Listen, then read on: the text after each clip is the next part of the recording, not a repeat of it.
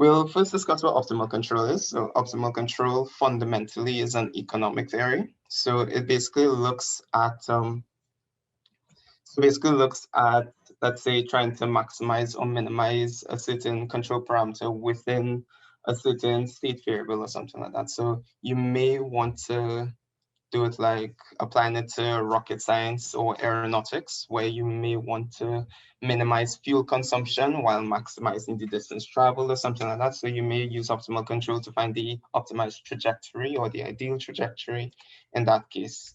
You can also apply it to, say, economics. So it will allow you to determine like the optimal amount of goods for you to consume at a certain point while minimizing the cost of consumption as well. So yeah, so there are a couple of uses of optimal control that you can use. You can find it basically everywhere. Even probably like to do this presentation, you might want to optimize the time by minimizing it while talking about the number of words you should talk about, something like that. So yeah, so it's a theory that spans many disciplines. It has great use in economics, but has other use in other disciplines, such as, like I said, physics and aeronautics. You can use it in biology, where you want to like mimic cell growth in some way while, say, minimizing the energy used to create the cells, or you might want to use it in chemistry, all those other places. So we'll just go through a couple preliminaries. Right. Yeah, so you basically want to begin by thinking of a differential equation or an ordinary differential equation. And it doesn't have to be just one, it could be a couple equations I've done. You'll see later on, like there's you tend to get like you can have up to, say, an infinite amount of equations, or you could even work as little as 1, 2, 3, 4, anything like that. And these things tend to be coupled sometimes with other equations. So in terms of like infectious diseases, you might find that the number of susceptible people at some point varies with the number of infected people, and so on and so on and so on. So you want to begin with your differential equation of this general form. We have the rate of change of the state xt given by f of xt, and you have some initial condition x naught. Excuse me. You can also further generalize this by adding a constraint or control parameter. We could call this a, and right here, we could call this a parameter a or alpha, anything like that, up to you. And what this would do is basically facilitate the optimization. So you can't really optimize the state without having some control on it. So like we said, in terms of like aeronautics or something like that, your control parameter would be your fuel consumption. And based on that, you could then apply certain numerical techniques to minimize or maximize these different things. You could have more than one control, and a control doesn't have to be a constant, it could vary over time. So you could start off with one value of your control, and you could end up going to another value of your control at a certain period of time t. So we could generalize our system by introducing a control, like I said, a. Okay, right. Yeah, so like I said, your control could vary over time. So here we could have, in general, we have control A1 from time equals 0 to some period T1. Then we have our control E2 from time equals T1 to T2, etc., and so on and so on and so on. Yeah. Right, where am I? Okay. So in terms of numerical techniques, when you use like optimization when you're coding and whatnot, you tend to avoid these numerical techniques as the code would do it for you. But if you're doing it by hand, and it is a long and tedious process sometimes, you will learn certain techniques. So you'll have to first introduce a payoff function or something that you want to optimize based on your control. So your payoff function tends to be a function in terms of your state that you're using, so your xt, as well as your control parameter, a or alpha in this case. Oh, I'm getting ahead of myself, sorry. So yeah, so we have all the admissible controls in the set alpha, and right, we have some alpha is corresponding to the solution for some differential equation x. So right, yes. So like I said, the overall task becomes determining what's the best control parameter, the best value of the control to use to optimize your specific payoff or reward criterion. So in general, we have our payoff function, which is given by this, where we have the function. Let me see if I can turn this to a pointer. I don't think I can. Wait, yeah. So we have the specific we have the general payoff function here given by this integral, and we have some terminal payoff g of xt, which is what we would want our payoffs to be at the end. So you could say that, let me see, so for like something like rocket science, going back to this whole idea of fuel consumption, optimal trajectory and whatnot. So the payoff function would be in terms of your trajectory, which would be in terms of your distance vectors, your x, y, and z, or probably your velocity as well, instead of just your position vectors. Then you'll have your control parameter, which is your fuel consumption, and then your g, your terminal payoff would be your final position or your final velocity or something like that. So if it's your velocity, your terminal payoff will be 0, saying that you've landed. If it's your position, it'll be the position relative to your starting position that you want to be at, etc., etc. So yeah, so we have the payoff function and we have the control alpha, and we want to find a control that maximizes or minimizes this payoff function. So you could either have that your payoff with your specific control is greater than or equal to all other payoffs, or it's less than or equal to all other payoffs. This corresponds to a maximization or minimization problem. So we could go through just a short example. I didn't write out the mathematics for this because even for a simple case, it gets a bit tedious and long. But yeah, so we could go through the control of production and consumption of goods. So say that you have a factory and you have an output that you want to control, and the output, I believe, is the amount of goods you want to reinvest at a certain period in time. So say you have say you're in a factory that produces, I don't know, that manufactures rice or something like that. You may want to either consume that rice for yourself or sell it in terms to generate money to reinvest back into your company. So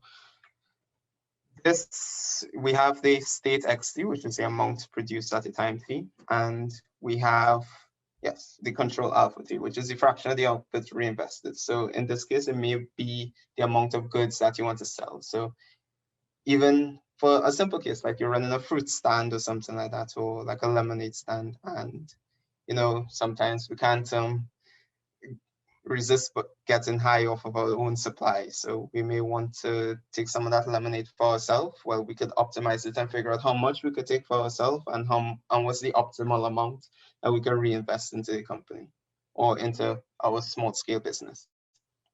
So there's a mathematical principle or numerical method that you tend to use when optimizing by hand, so to speak, and it's called the Pontryagin maximum principle. And it involves a bit of work. Basically, you have to define a Hamiltonian, which is in terms of your state variables as well as your control parameters. Then given that Hamiltonian as well as your payoff function, you're able to describe some adjoint equations, we could call them lambda t's, such that solving those equations will allow you to find your optimal control. So like I said, the working tends to be a bit long, so I opted not to include it here.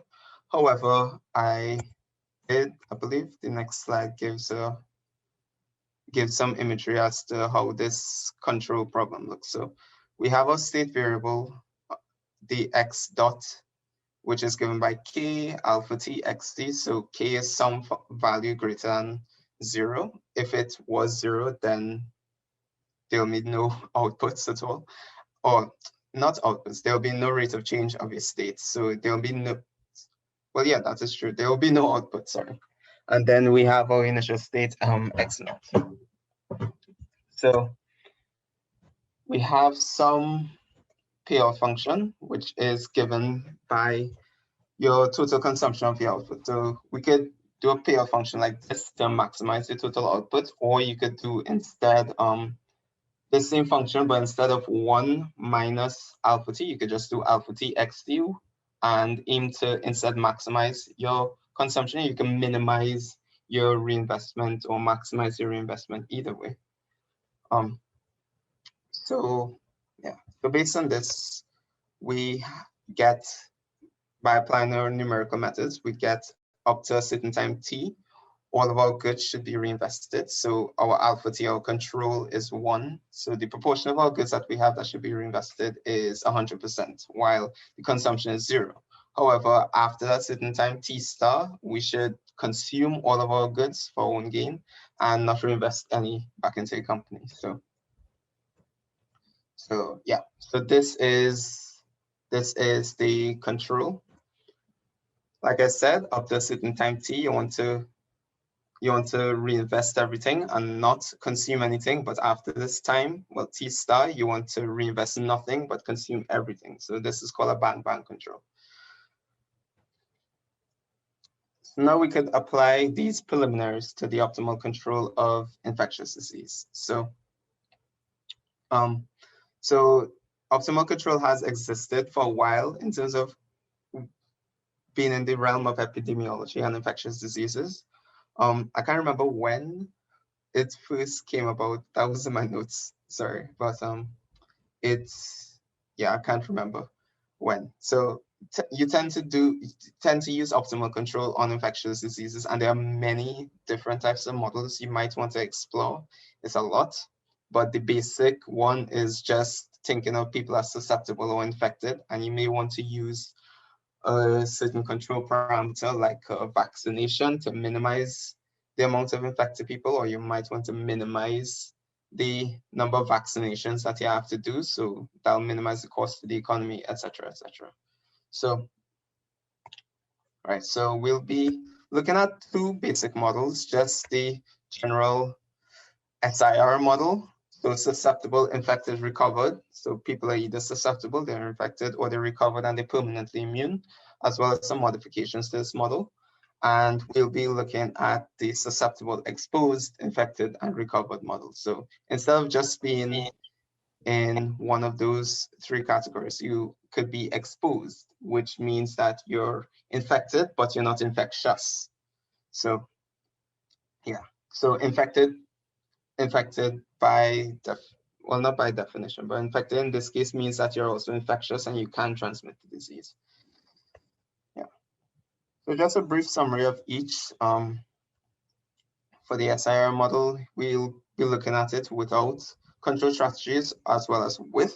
So like I said, it stands for susceptible, infected, and recovered. So right now, in terms of like COVID-19, a lot of the literature that I'm reading likens it to a SEIR model. So you could be susceptible, which all of us are. Nobody is immune to COVID. Then you can be exposed to the virus, infected / infectious, and then you can recover from it and obtain some brief immunity, I believe. I'm not entirely sure. Then for the SEIR model, which is just an extension of the SEIR model, we have the class XE, which is exposed. I have a typo there. And we have modifications to this. So the modifications come by adding control parameters, and these can be preventative methods. So quarantine, lockdown, isolation, social distancing, all of those are preventative measures. And then we have treatment measures, which simply put is just vaccination.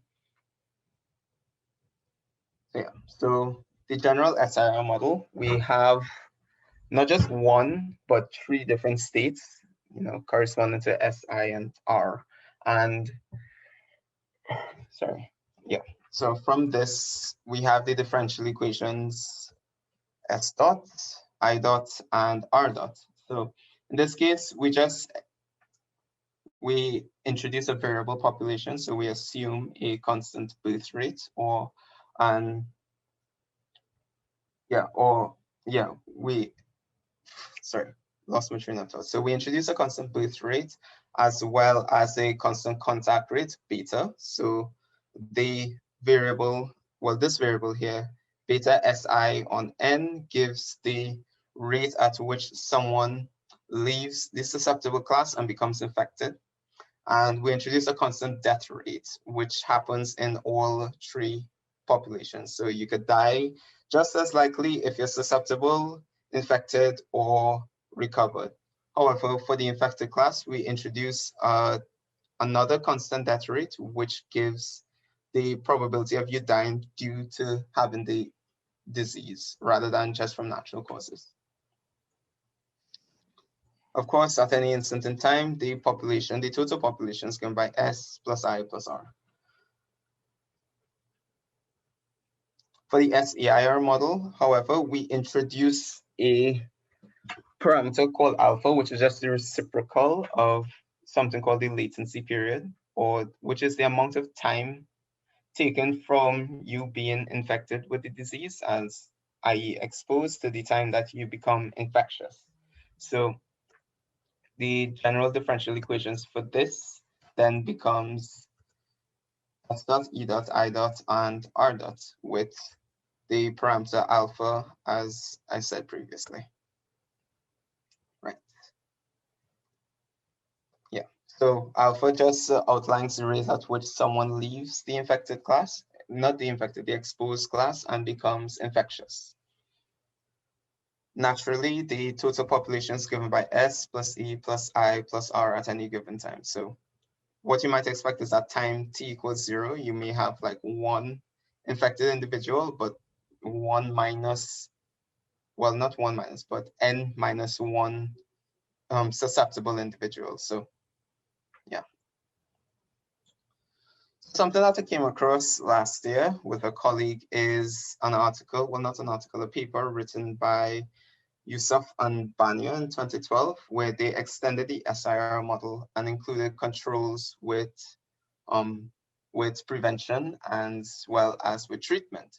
So what I did is I applied the numerical methods to these differential equations. I'll show you these right now.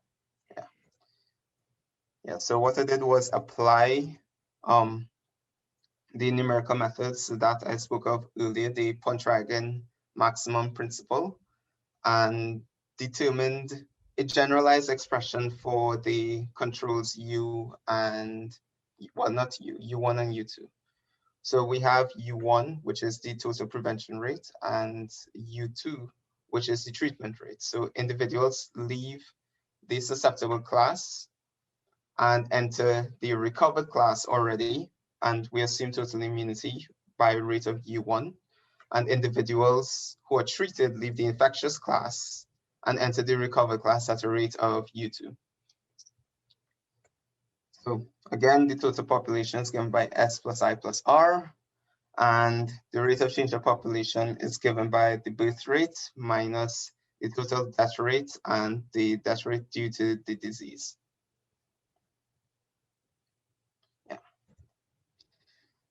So yeah, so this was the theory behind this was given to me in a book, so all I did was apply it. And for this function, well, for this certain case, you have a payoff function given by, well, this expression right here, where we have C1 and C2 being the relative importance of the two prevention, well, not the, well, it'll be the relative importance of the controls, sorry.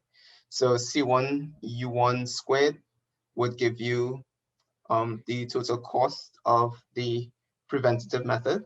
You could call this anything you want. Like I said, it could be quarantine, lockdown, anything like that. And C2 U2 squared gives the total cost of the treatment method. So the aim right now is to minimize, well, not to really minimize. Actually, it is, yes, to minimize the controls U1 and U2 so that it does not have a significant impact on the economy. So we'll see that later on. We'll just use one control and show how this can be used to, say, set a certain boundary on the amount of people that you want to admit to hospitals, etc. But in total, we don't want to have, well, we know that if we have a complete shutdown of the country, so we set the U1 parameter all the way up to 100%, we'll have complete economic downturn, and that will negatively impact the country. And if we increase the treatment method, so the vaccination, to 100%, and we say that we want to vaccinate everyone, whether or not they're infected, they actually that's wrong, but yeah, sorry. So we just want to find the optimal controls, the optimal pair of U1 and U2, such that we don't have a large cost incurred onto the government, or we don't have any economic crisis and something like that. So again, like I said, the numerical methods tend to be extremely long and tedious to do, but after a lot of working, I came up with these two expressions. Well, not just by myself, but me and my colleague came up with these expressions, and we got the differential equations corresponding to lambda 1 and lambda 2, the adjoint equations given by these two. But unfortunately, I wasn't able to simulate these, and I wasn't able to solve them with Python. I ended up learning a while after of how to do this with Python, and I still couldn't. I ended up getting some errors and whatnot. But the next two models that we'll be looking at, I managed to find some libraries that helped a lot with these, and it was a lot easier. So we can look at those now. So both of these involve using the SEIR model. And the first was just from an article that I read online, and just modifying the Python code a bit just to see how it affects the population characteristics, etc. What I did to simplify it even further was to use a constant population. So no birth rate, no death rate, nothing like that. We just assume that either you're susceptible, you're exposed, you're infected, or you're recovered. And it helped a lot because when I tried introducing birth rates and death rates into this, I ran into a lot of roadblocks, and I wanted to do something for this presentation. So I just tried to avoid those and do it as simply as possible. So we have simple equations S, E, I, and R, where our control U is a preventative measure. So we could use this preventative measure. We could call it, say, the percentage of the population you want to have in lockdown or in quarantine or some factor of social distancing, etc. So like I said, you don't want to have, it may be easy to just set U to 1 so that you don't have any susceptible people, you don't have any exposed people, likewise you can never be infected or recovered. But that would not be optimal because, like I said, you don't want to have everyone stuck at home, because then that could negatively impact your economy. So you want to find the optimal value for you, such that you can minimize the number of infected people while also not shutting down your economy, if that makes sense. So what do I have here? Yeah. So there are many Python libraries that you can use. I use Gecko to produce these. You could use, I believe, CAS-ADI. And a common one to do is ODE-int from SciPy. But ODE-int, I could not figure out how to do optimization using ODE-int. So I just stuck with Gecko. And I did, I set a maximum value of 0.8 on U. So I don't want at any particular point in time every individual in the population be in quarantine or at home or anything like that. So We assume a population of 100,000, and the value of the basic reproduction number of COVID-19 is between 2.3 and 2.6, I believe, based on what I read on the BBC. So I just use a value of 2.45 to imitate just a small population affected by the COVID-19 virus. Right, and I did not want to have any body of any, I didn't want to have more than 2,000 people infected at a particular point in time. So I set the value of U so that I does not exceed a maximum of 2,000. So based on these values, we put this code into Gecko and we have these graphs.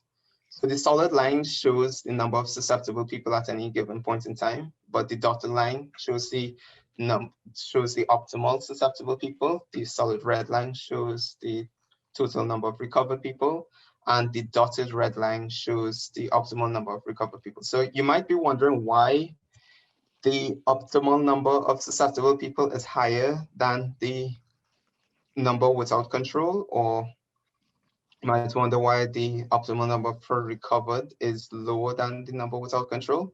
So basically, if we were to leave this disease to evolve on its own, it will end up dying out a lot sooner than with the optimal control. However, I did say that I wanted to put a constraint on the population. So I did not want to have more than 2,000 people infected at a particular point in time. So that'll be useful for, like, if you're in a country like Trinidad where there's not like an infinite amount of hospitals. Well, there aren't in any country, but in Trinidad where we don't have that many hospitals and we don't have that much housing for infected people. So like if we want to limit that to say 2,000 people at a point in time could be infected and hospitalized, then we wouldn't want to have some great big explosion of infected people. So that's why the graphs are lower. So given these graphs, we have the optimal number of infected people and the optimal number of exposed people. And from this, we can see that there's an explosion at around 80 to 90 days, that there's a large number of infected people and a large number of exposed people as well.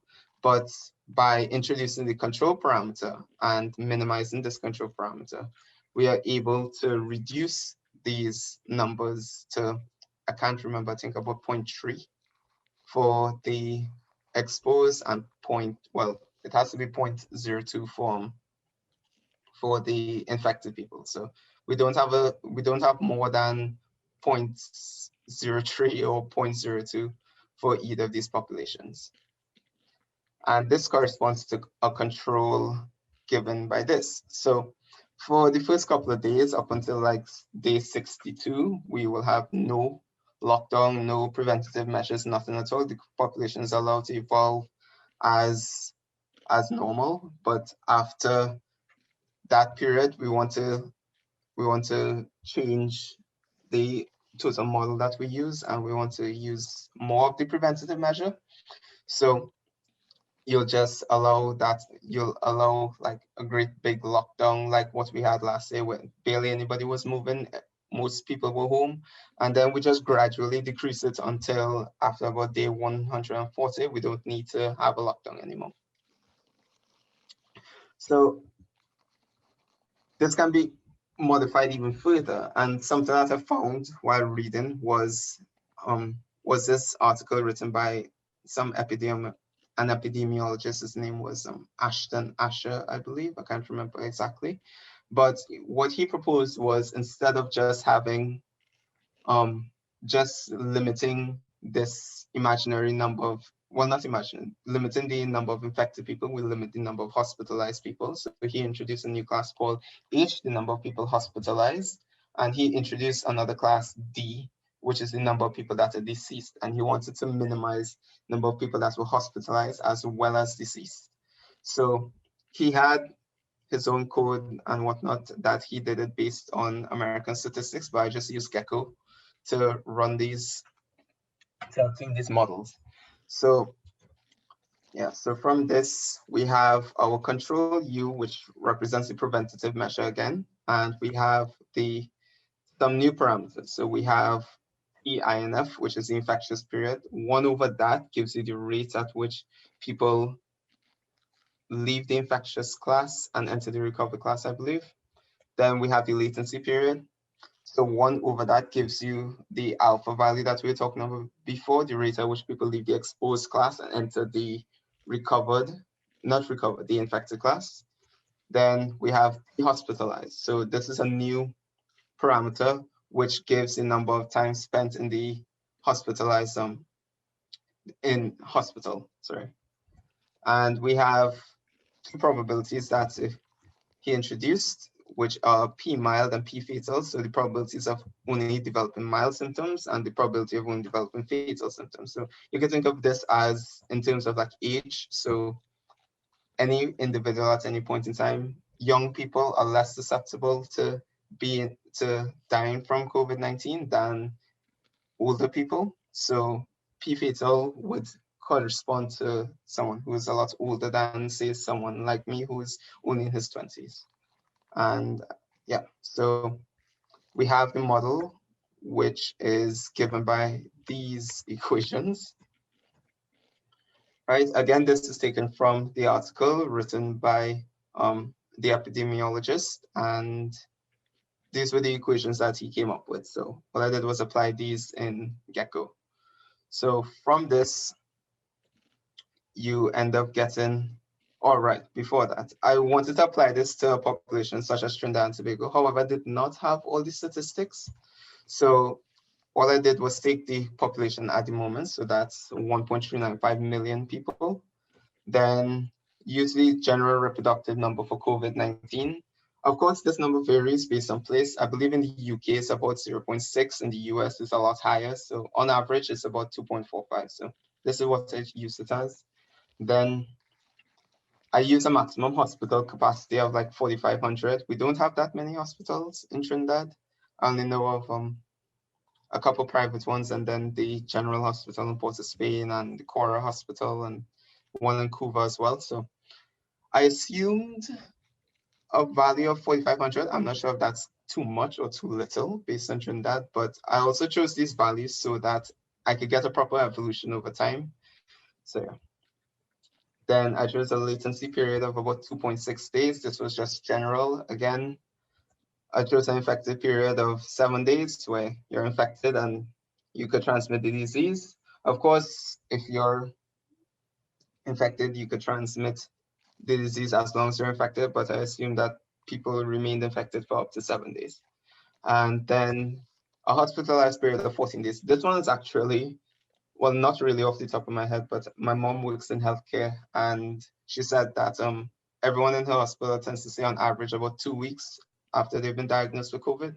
So that's where I got that 14 from. Then we assume that there's one person at the start of the period of time that is infected.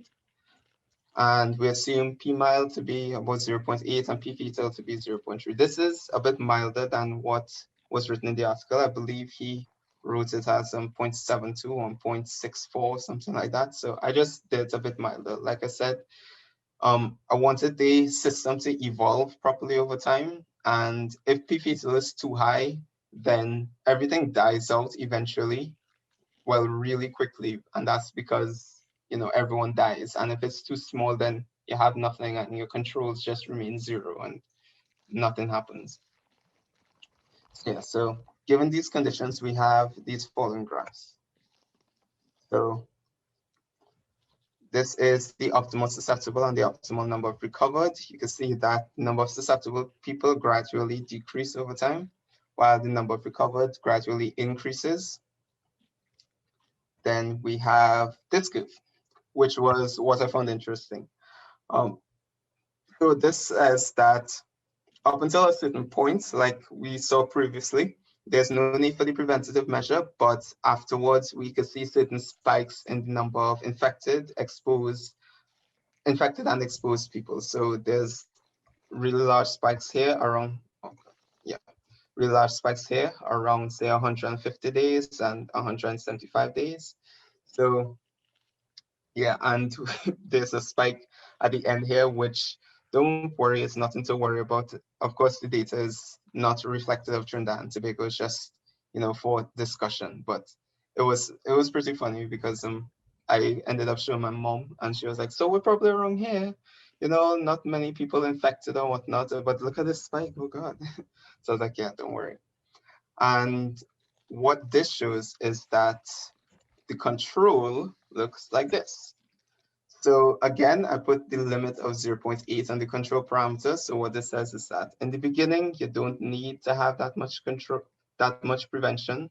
But once you start seeing the spikes, once you start seeing these types of spikes, you want to just maximize the amount of people that you could put in lockdown. So that'll go straight up to 0.8. So, and once you have a lockdown, then you don't need it for a while. You end up having another spike after lockdown like this, then you'll need to go into another lockdown, and so on and so on and so on. So this just gives a lot of periods where you're in lockdown, and if you're not in lockdown, then the number of infected people just spikes up, and again, you'll need another lockdown. So we can see at the end here, which is pretty interesting, that say after 500 days or so, after about 550, there's a period of no lockdown at all, and you think life will return back to normal, and then there's this large spike here at the end. And unfortunately, I wanted to see how this evolved, but the code was taking too long to run, and it took a couple hours just to run based on 600 days. So I was trying to do it on 1,000, and it was taking too long. So I had to limit it up to 600 days. Yeah, so of course, everything here is just an approximation. A lot of the statistics I used were just for me to have a system that evolved properly, because I tried calculating the death rate or the probability of fatality and whatnot in Trinidad. And since we don't have that many infected people, as well as people who died because of the disease, the mortality rate, the probability of having fatal conditions is very low, and the probability of having mild conditions is very high. So what I got in this case was that the preventative measure, the control U, was just 0 on the whole, and the system was allowed to evolve naturally, and it showed that we eventually reduced to nothing, which is probably what's happening right now, hopefully. And yeah, so like I was saying, all this is just speculation. It's just approximation, and it's not reflective of anything that's real here. I believe this is it for my presentation. Yes, it is. So I'd like to thank you for your time, and thank you for listening to me ramble about optimal control for infectious diseases. I hope you managed to take away something from it. And yeah, thank you. If there are any questions, just let me know. Yeah, thanks, Jodhan. Nice presentation. I happen to have an interest in control theory, but coming back to the bang controls at the end, yeah, typically that's what you get when you have a long feedback delay, and with COVID, I guess, yeah, the actions you take, you don't see the effect until several weeks after, and that's how you end up with this kind of bang control. You do something drastic in response to the response to the controls you put in place. But yeah, in terms of control theory, by the way, I would love to do more work in control theory, because that, but we don't really teach much of that at UE. Both of two of my supervisors were actually in control theory, and just to boast a little bit, the Bible on optimal control was written by my PhD supervisor, Michael Athans, and it was the Bible on optimal control for several years. And my MSc supervisor has a book, 2 volumes on dynamic programming and optimal control. So yeah, I am very interested in this area, but we haven't had much opportunities to do stuff in it. There's also a relationship with dynamic programming and control with some of the machine learning stuff, like reinforcement learning, is based on some work, early work on dynamic programming as well. So a lot of this stuff is being regurgitated in machine learning as well. Yeah. So yeah, so hopefully we could get do some more in this area, but we'll see. Yeah. Oh, Prof, by the way, what's the name of the book, The Bible on Optimal Control? Oh, the name was Optimal Control. Oh, that's it? Yeah, Okay. Optimal Control, Theory and Practical Applications by Michael Athens. I just looked it up, in fact, by Michael Athens and Peter Falb. Okay, I probably have it, to be honest. I had a bunch of books to go through on this last day. But more recent work is by Dimitri Bertsikas, and that is Dynamic Programming on Optimal Control. Okay. The latter one tends to be very mathematical, though. Very, he's a very mathematical person. So yeah, I mean, it does get pretty mathematical. Like when I was working out using the two controls in the SEIR model, the amount of differential equations that I probably got about 10 with like 5 different pairs or something like that, and it was just impossible to work out on your own. And I know they have a lot of different numerical methods that you could use, but I could not for the life of me figure it out. Yeah, I had some of my roommates, office mates were in control, and yeah, there is some really high-end mathematics. Yeah. L infinity controls and stuff like that. Yeah, all right, thanks. Yeah. Really great presentation, Jodhan. In terms of the implementation, one thing I might suggest probably looking at, look at some of the libraries in Julia as opposed to Python. Right. Because a lot of the, personally I found like working with stuff with ODEs and PDEs, that Julia, the libraries in Julia offer much nicer abstractions to work with. And they're in my opinion, a lot of better libraries for optimization that are provided for Julia as opposed to Python, or even if they are Python equivalents, the Julia equivalents is easier to work with. Okay. So I'd probably suggest to probably look at those, because I think those might be a bit easier to work with.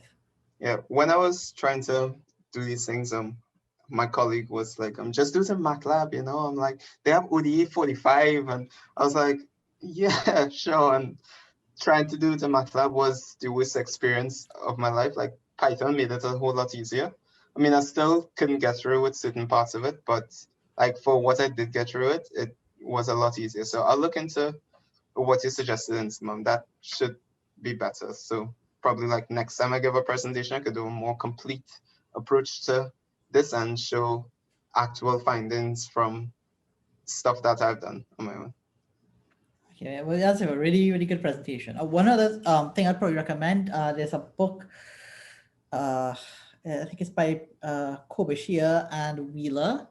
It's actually also a draft right now. It is freely available. It's called Algorithms for Decision Making.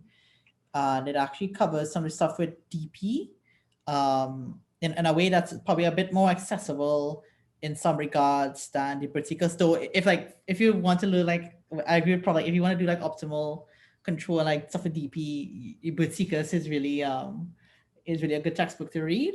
But like if you want to kind of be eased into certain things, this book by Wheeler is a good one. Just send me, it should be an email. I give you a link to their website, because they actually have their draft available on their website. Okay, cool. I was actually making a note, but that'll be a lot easier. Thanks, Enzi. No problem. Yeah.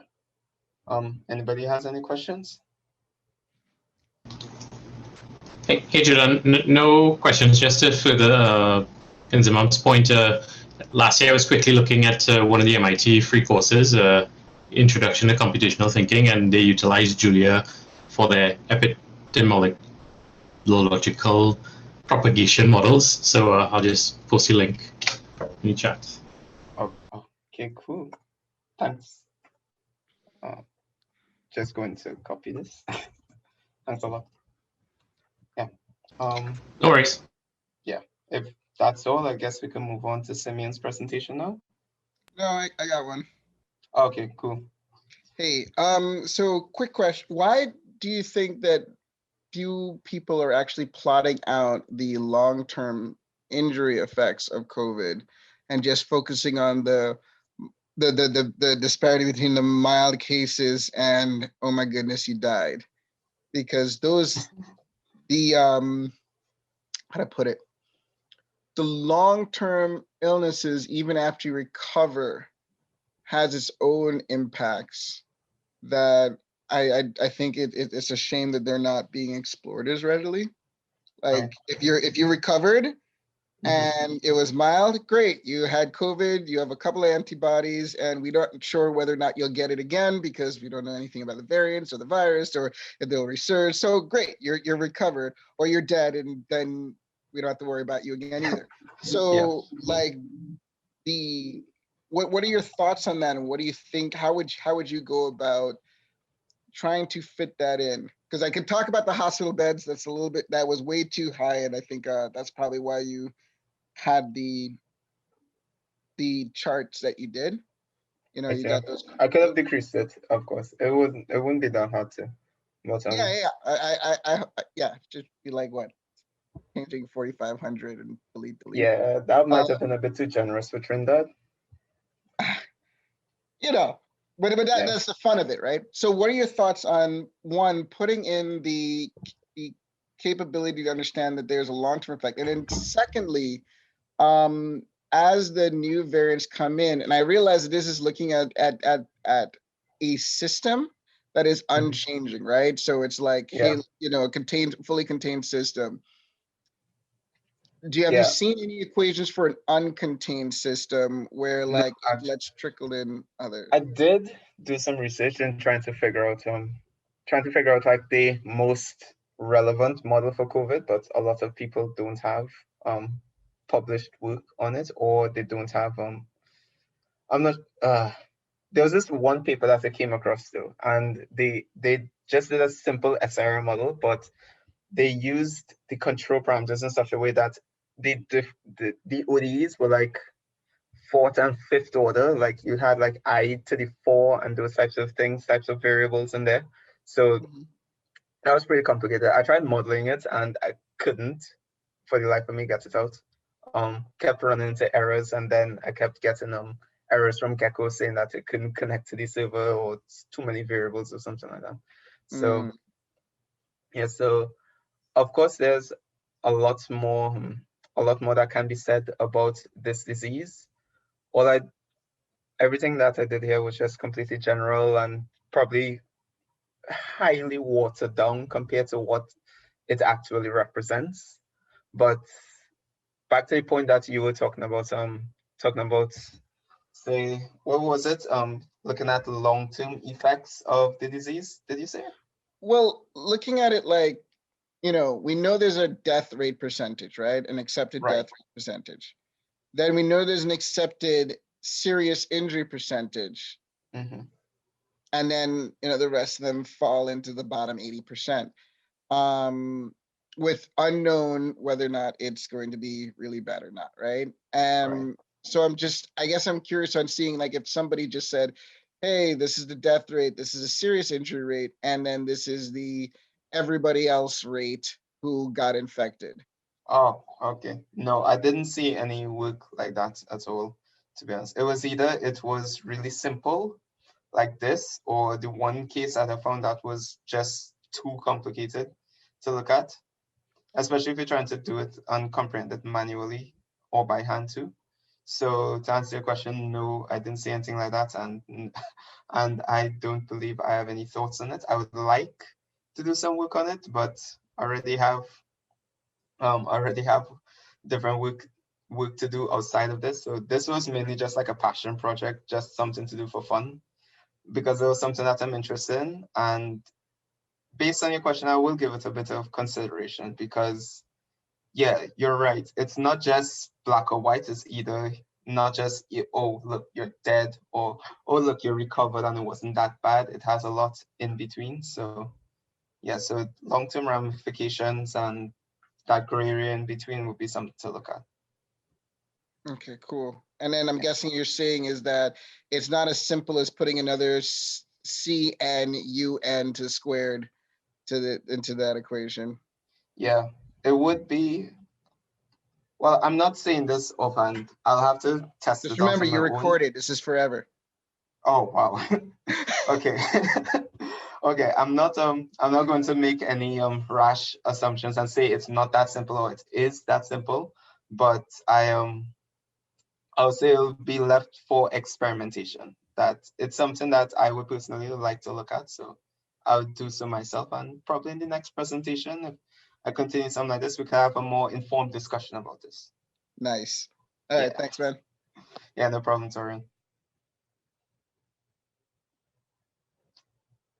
Okay, cool. I think if we're done with the questions, then thank you all for your time.